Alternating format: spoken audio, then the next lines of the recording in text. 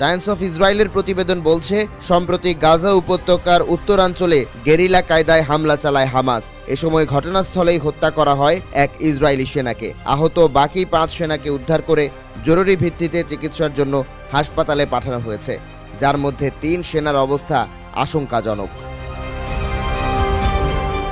প্রতিবেদনে দাবি করা হয়, গেল 18 মার্চ অস্ত্রবিরতি ভেঙে যুদ্ধ শুরুর পর ইসরায়েলি সেনা নিহতের ঘটনা এটিই প্রথম। নিহত আইডিএফ সেনার নাম ঘালেব সেলমান আল নাসাসরা।